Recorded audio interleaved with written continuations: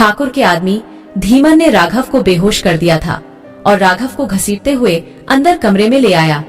फिर वो सभी आदमी उन बच्चों को सिया के साथ बंदी बनाकर अंदर कमरे में ले आए, जहां उन्होंने निया को दुल्हन के कपड़ों में उल्टे पैरों से लटकाकर रस्सियों से बांधा हुआ था। सिया को देखते ही निया के चेहरे पर स्माइल आ गई और उसने सिया से विनती करते हुए उसे बचाने के लिए कहा। निया की बात सुनकर ठाकुर ने हंसते हुए सिया का मजाक उड़ाया और उसे कमजोर औरत बोलकर निया के सिर पर वार कर दिया, जिसकी वजह से निया के सिर से खून टप टप करके किसी बर्तन में गिरने लगा। ठाकुर को तांत्रिक ने कहा था कि उसे हर अमावस्या को एक 19 साल की लड़की से शादी करनी है और उसके साथ सुहागरात मनाकर उसकी बलि देनी है। उसकी बलि देने के बाद उसके खून को अपनी बंजर जमीन को सींचना, जिससे तुम्हारी बंजर जमीन हरी भरी हो जाएगी और यहाँ बच्चों की किलकारी गूंज उठेगी। ठाकुर इतना पढ़ा लिखा होकर भी उस तांत्रिक की बातों में आ गया और अपने गांव का श्राप हटाने के लिए इतना बड़ा पाप करने लगा। उसने आज तक न जाने कितनी लड़कियों का बलिदान दे दिया था। जिसका गवाह था उसका वो तहखाना, जिसमें हड्डियां और मांस के टुकड़े पड़े हुए थे और जहां की दीवारें चीख चीख कर इतने बड़े गुनाह का सबूत दे रही थीं। ठाकुर आज निया के साथ भी वही करने वाला था जो उसने बाकी सभी लड़कियों के साथ किया था, और उस दिन सिया के साथ भी वही सब करता। लेकिन सिया की किस्मत अच्छी थी जो उसकी जान बच गई। सिया को मासूम समझकर ठाकुर ने उसे एक मजबूर औरत समझ लिया और यही उसकी सबसे बड़ी गलती थी। सिया ने अपने पास खड़े आदमी के हाथों से तलवार छीन ली और एक ही झटके में उन सभी आदमियों का सिर धड़ से अलग कर दिया जो उन बच्चों के सिर पर तलवार लटकाए हुए थे। सिया का ऐसा भयानक रूप देखकर धीमन, जो अभी तक सिया के पास खड़ा था, वो तुरंत जाकर ठाकुर के पास खड़ा हो गया। तभी सिया ने ठाकुर की तरफ देखकर दहाड़ते हुए कहा, ठाकुर विजय प्रताप सिंह, तू तो यहाँ अपने बाप की मौत का बदला लेने आया था, ना तो फिर अपने बाप की तरह कातिल कैसे बन गया? तेरे बाप ने नंदिनी के बारे में सब कुछ जानते हुए भी एक मासूम और बेगुनाह लड़की को उसके बच्चे के साथ जिंदा जला दिया था, और तूने भी अपने बाप की तरह मासूम लड़कियों के साथ गलत इरादे से शादी की, उनके साथ जबरदस्ती की और फिर उन्हें मार डाला।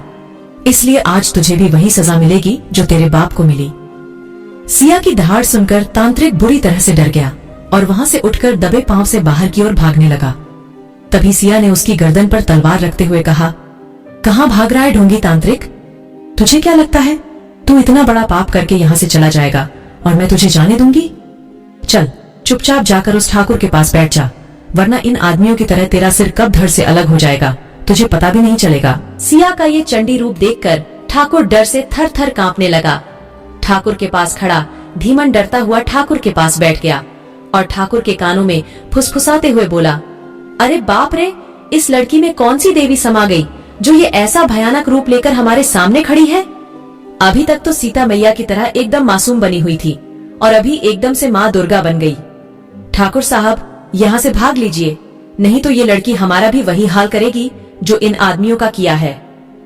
ठाकुर ने धीमन की तरफ गुस्से से देखते हुए बोला, चुप करो तुम, पहले मुझे पता करने दो कि ये लड़की आखिर है कौन और ये मेरे पिताजी के बारे में इतना सब कैसे जानती है, क्योंकि मेरे पिताजी के अलावा ये बात कोई नहीं जानता कि नंदिनी पेट से थी, तो फिर ये लड़की कैसे जानती है। धीमन को धमकाने के बाद ठाकुर ने सिया से पूछा, तुम कौन हो और मेरे पिताजी के बारे में इतना सब कैसे जानती हो? तुम तो पहली बार जैसलमेर आई थी ना, तो तुम्हें इतनी सब बातों के बारे में कैसे पता? क्योंकि मेरे पिताजी के अलावा किसी को नहीं पता था कि नंदिनी पेट से थी। तो फिर तुम कैसे जानती हो? आखिर कौन हो तुम? इतना सुनकर सिया ने चिल्लाते हुए कहा, मुझे ये सब कैसे पता चला? कैसे नहीं, इस बात की फिक्र तुम मत करो ठाकुर, तुम इस बात की फिक्र करो कि तुम अपनी जान कैसे बचाओगे, क्योंकि आज मैं तुम्हें छोड़ने वाली नहीं हूँ। तुम जैसे पापी दरिंदे को जीने का कोई हक नहीं है। फिर सिया ने दहाड़ते हुए बोला, मुझे तो समझ नहीं आता कि इतने पढ़े लिखे होकर तुम इन ढकोसलों पर विश्वास कैसे करते हो? तुम तो विदेश में पढ़े हो ना? अरे और कुछ नहीं तो अपने बाप की मौत से ही कुछ सबक ले लेते। श्राप हटाने के लालच में तुम भी वही करने चले जो तुम्हारे पिता ने किया था। तुमने अपने पिता की मौत को देखा नहीं, कैसे तड़प तड़प के मरा था वो? तुम्हें भी वैसी ही मौत चाहिए क्या? ठाकुर, इतना कहकर सिया दौड़ती हुई ठाकुर के पास आई और अपने पैर से एक जोरदार धक्का देते हुए उसे जमीन पर गिरा दिया।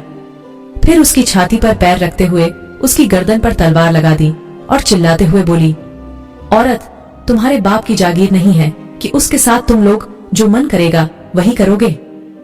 तुम्हें क्या लगता है कि तुम किसी भी लड़की को जानवर की तरह काट कर फेंक दोगे और तुमसे पूछने वाला कोई नहीं होगा? आज मैं तेरे जैसे पापी राक्षस का अंत करके रहूंगी।